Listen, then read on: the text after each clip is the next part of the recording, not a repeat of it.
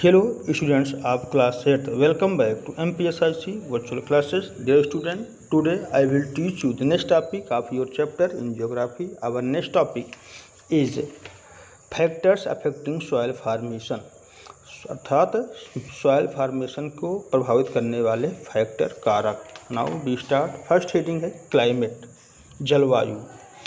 Climate influences soil formation mainly through the action of temperature, moisture and wind. Moisture and higher temperature quicken the chemical reaction involved in soil formation. Therefore, in the warm, wet, low latitude, thick and well-developed soils are quite common.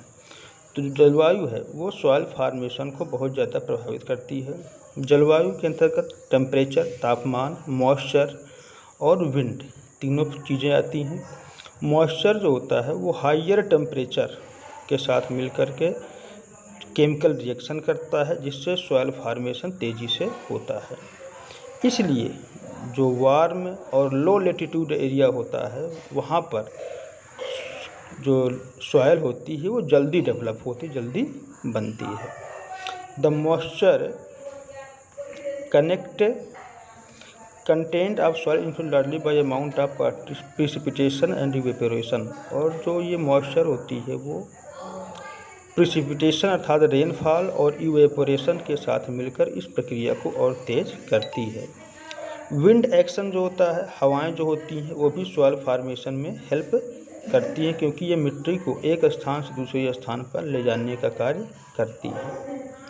ये जो sparse vegetation पाया जाता है इन areas में और जो wind action होता है ये सॉइल को प्रभावित करता है. नाउ नेक्स्ट है टोपोग्राफी. टोपोग्राफी अर्थात उच्चावच. The topography are physical features specially the slope of the land influences the amounts of heat and moisture at a place. It thus affects soil formation. Plains, which usually receive a lot of heat and allow moisture to collect, are ideal location for formation of soil.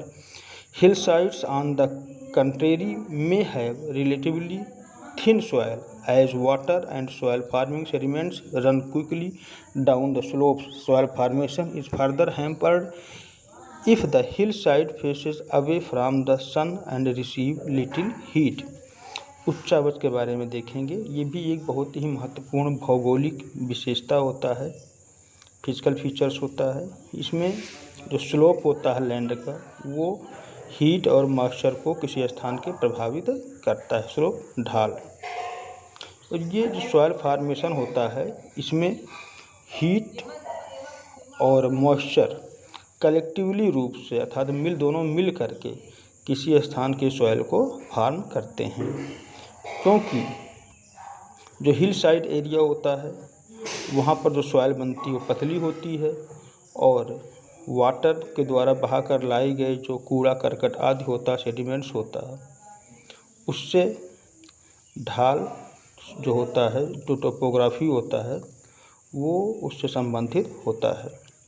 जो soil formation है ये hill side में प्रभावित होता है क्योंकि hill area में, पर्वतीय क्षेत्रों में सॉइल अच्छी नहीं होती, पतली होती है और बरसात आदि के समय यह कटकर बह भी जाती है. नेक्स्ट है organism. The vegetation that grows on soil and the organism that live in the soil add humus to the soil. Soils rich in humus are very fertile. burrowing by animals like earthworm, ants and termites exposes soil particles to weathering which aids soil formation. It also helps air to reach the roots of plants. तो जो मिट्टी में जो जीव जंतु होते हैं जो ग्रो होते हैं वो भी सॉइल फार्मेशन को प्रभावित करते हैं. और ये जीव जंतु जैसे कि अर्थवार्म हो गया, केचुले हो गए, आंट्स हो गए, टर्मिट्स हो गए, ये मिट्टी को फर्टाइल बनाने का काम करते हैं, उपजाऊ बनाने का कार्य करते हैं, जैसा कि हम लोग अपने खेतों में देखते होंगे. और जो लास्ट फैक्टर आपका टाइम है, क्योंकि सॉइल फार्मेशन में बहुत अधिक समय लगता है. ठीक है, इसमें बहुत सारी कंडीशंस होती हैं जिसके बाद टाइम बहुत अधिक लगता है. Now homework for you. The first question, list 3 factors that affect soil formation and the second, why are well developed soils found mostly in the low latitudes. Thank you.